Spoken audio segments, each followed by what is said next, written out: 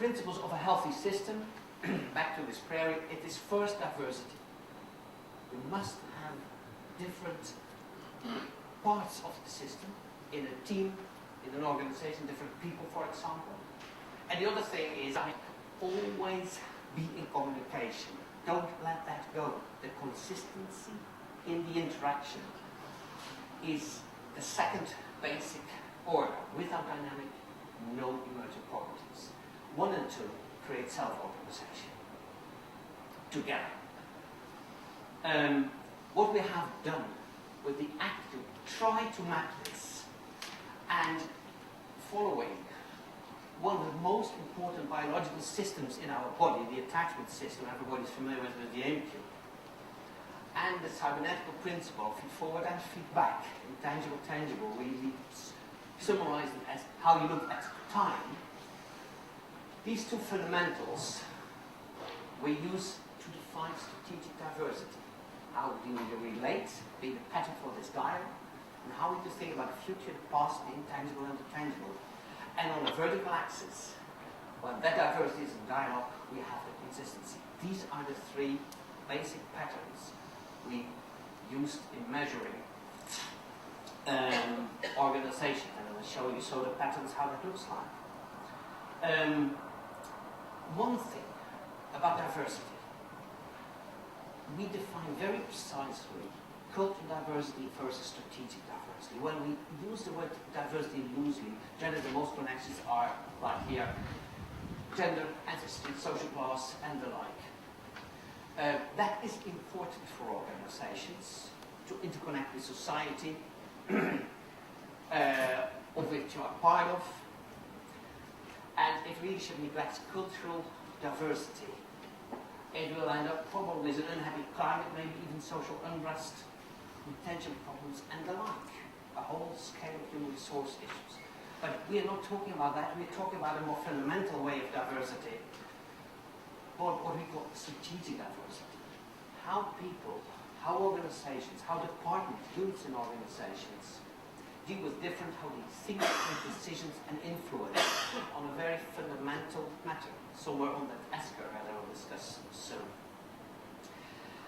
That is much more defined on output, and if the management neglects the strategic diversity of departments or of people, you will feel that much deeper, much directer in the output of the organization. Measuring strategic diversity. I said I would make it practical and quick. This is how it looks like from the top, by the way. You will see some picture from the side. We measure this bonding, this attachment bonding of people, defined by people as Lawrence and Bowlby and others, the whole attachment theory movement in psychology, ethology. That's all that stuff. How do people attach to each other or find their security in attaching to content?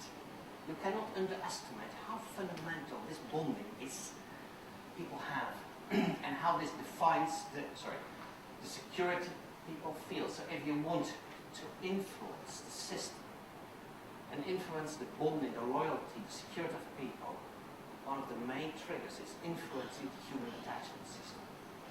The other thing is the time axis, which we measure from future to past. How do people decide, think, feel, act on things they see in the future and try to make back into the present, or that they value the experience of the past and bring that in? And as many of you know, but I draw it, if you put an S-curve here, you can just map that precisely alongside the S-curve. So what you measure here as diversity is the people who do the inventions, the new things, breakthrough ideas. But that is all volatile, that's only ideas. You need the backup at the end to make it tangible. If you combine the people axis with the stability axis, the past action, you will see that in this area, it's an area where you can do things in the present, related to people. That's a big part where departments or people are in support. If you add up the content-driven focus and the control focus, the past focus, you end up in like departments, units that are controlling, like finance, like legal, and quality, and the like.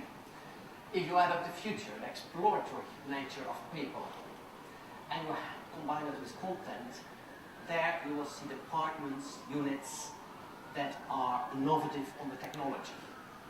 Companies, Hewlett Packard and many others, their goal is here in the department, because here is the exploration and the passion, the emotional connection with the content.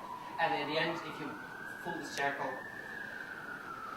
the future and people, that is general leadership, transformational leadership, and like doing things with people to a certain purpose. And in the middle, what is the middle of the S-curve, we see a lot of the operational activities in departments there.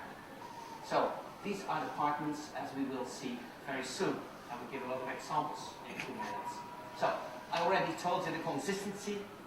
Look to a system, look to that prairie, look to a healthy forest. We measure the vertical axis on this plane of strategic diversity as consistency. And it is very, very simple. The higher, definitely, the better it is, the more healthy the ecosystem is. And some people might think, oh, what is that precisely consistency? Is that doing always the same? No, it's dynamically having a predictable pattern. As an anchor for leadership and consistency, which generates trust, communication, dialogue, and the like. And not going too deep into the matter.